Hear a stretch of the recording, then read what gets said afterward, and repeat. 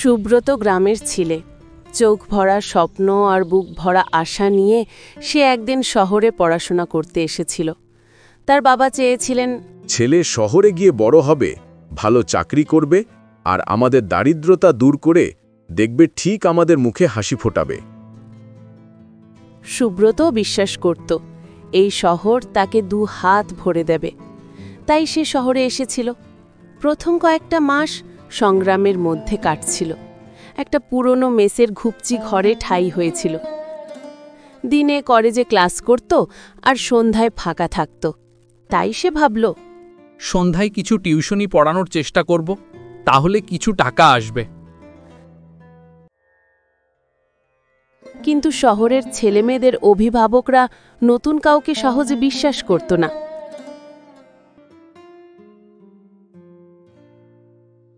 হাতে গোনা কয়েকটা টিউশন জোগাড় করতেও অনেক কাঠখড় পোড়াতে হয়েছিল। শহরের জীবন কল্পনার থেকে অনেক বেশি কঠিন আর নির্মম। এখানে সবাই দৌড়াচ্ছে, কারোর দিকে তাকানোর সময় নেই। সুব্রত দেখল তার গ্রামের সরলতা এখানে মূল্যহীন। এখানে সম্পর্কগুলো প্রয়োজনের সুতোয় বাঁধা। টাকা ছাড়া মানুষের কোনো কদর নেই। বাবার পাঠানো টাকাটা চোখের পলকে শেষ হয়ে গেল। মেসের খাবার, কলেজের টিউশন ফি সব দিয়ে এখন পকেট শূন্য। এইভাবে কতদিন চলবে?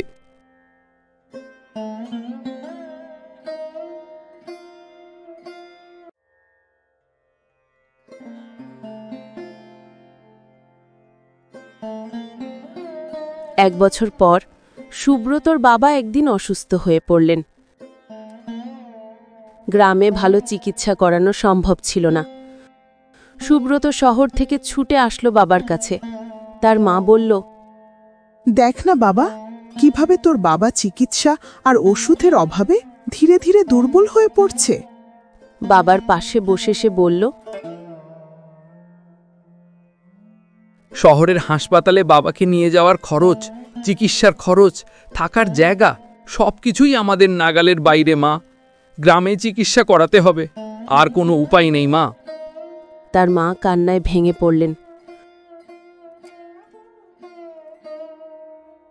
সুব্রত বুঝতে পারল শুধু স্বপ্ন দিয়ে আর ভালো রেজাল্ট দিয়ে এই বাস্তবতার সঙ্গে লড়াই করা যায় না। আমার হাতে টাকা নেই, আর শহরে টাকা ছাড়া মানুষের জীবনও মূল্যহীন।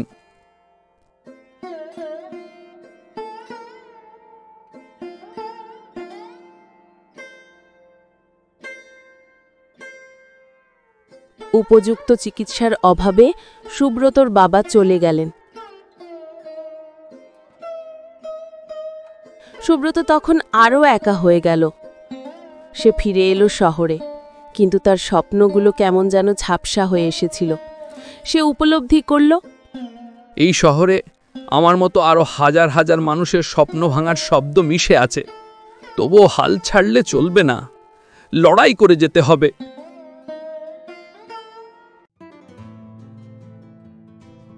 কলেজ ছেড়ে সুব্রত একটি কারখানায় কাজে ঢুকল। মন দিয়ে কাজ করতে লাগল। দিনের পর দিন কাজ করে সে টাকা জমানো শুরু করল। তার উদ্দেশ্য ছিল একটাই, শহরে একটা ছোটখাটো থাকার জায়গা জোগাড় করতে হবে, যাতে মাকে নিজের কাছে এনে রাখতে পারি। 1 বছর কেটে গেছে। সুব্রত এখন সেই কারখানার ম্যানেজার। সে এখনও বড়লোক হয়নি, কিন্তু তার জীবন এখন অনেক স্থিতিশীল। সে তার মায়ের জন্য শহরে ছোট একটা ভাড়া বাড়ি নিয়েছে। রাতে যখন মা তার মাথায় হাত বুলিয়ে দেন, সুব্রত তখন তার চোখ বন্ধ করে ভাবে, এই কঠিন শহরে টিকে থাকার যে লড়াই আমি করছি, তা শুধু আমার নিজের জন্য নয়, বরং আমার মায়ের মুখে হাসি ফোটানোর জন্য। সুব্রত প্রতিদিন সন্ধ্যায় বাড়ি ফেরে। সে দেখে ফুটপাতের পাশে কিছু মানুষ এখনো স্বপ্ন দেখছে, আর কিছু মানুষ স্বপ্ন হারিয়ে পথে বসে আছে। সুব্রত জানে এই বাস্তবতায় টিকে থাকতে হলে স্বপ্ন দেখা বন্ধ করা যাবে না, তবে স্বপ্নের সঙ্গে কঠোর পরিশ্রম আর বাস্তবতার জ্ঞান মেশাতে হবে। শহরের আলো আধারি গলিতে সুব্রত আজও খুঁজে চলে তার জীবনের মানে, যেখানে টাকা শুধু প্রয়োজন নয়, বেঁচে থাকার রসদ। এই গল্প হয়তো শেষ হলো, কিন্তু সুব্রত ও সুব্রতর মতো মানুষের জীবনের সংগ্রাম আজও চলছে।